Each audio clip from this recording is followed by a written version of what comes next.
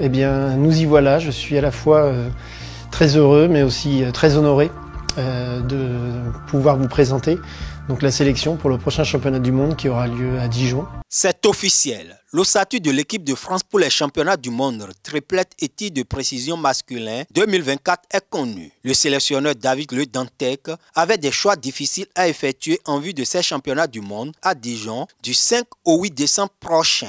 Le Cosnois Stéphane Robineau, qui a disputé cette compétition en 2023 lorsqu'elle se déroulait au Bénin, était l'un des prétendants. Mais à l'annonce des 4 joueurs retenus, le jeudi 12 septembre, le sélectionneur n'a pas prononcé son nom. Les 4 joueurs retenus par le staff et la direction technique nationale pour l'épreuve triplette sont Henri Lacroix,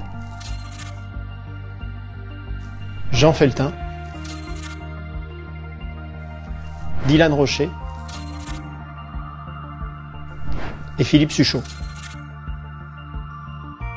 Pour l'épreuve du tir de précision, Dylan Rocher sera le représentant de l'équipe de France. Dans le quatuor, on retrouve Dylan Rocher, excellent tireur, tenant du titre du tir de précision, Henri Lacroix, qui vient de remporter les Masters de pétanque avec Rocher. Lors de ce glorieux parcours, l'on retrouvait Jean Feltin, qui portera aussi les couleurs de l'équipe de France à Dijon. Et Philippe Suchot sera en conquête d'un 15e titre mondial en Côte d'Or. Le choix des joueurs, tout d'abord, on a commencé par déterminer un petit peu les forces que l'on voulait rassembler au sein de cette équipe. Donc on sait que ce championnat du monde va être très relevé.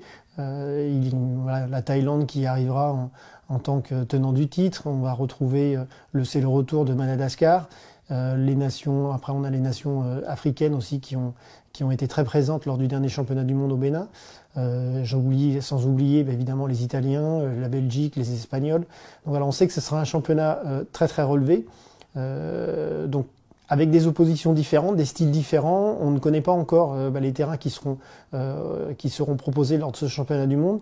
Donc en tenant compte de tous ces paramètres, on voulait sélectionner 4 joueurs qui nous permettaient d'avoir finalement plusieurs équipes pour répondre à plusieurs problématiques. Et voilà, pendant que certains pays comme la France connaissent déjà leurs ambassadeurs pour les mondiaux de Dijon, d'autres, notamment ceux d'Afrique, ne savent pas encore à moins de 3 mois des championnats du monde quelle équipe présenter. Vivement qu'ils se réveillent.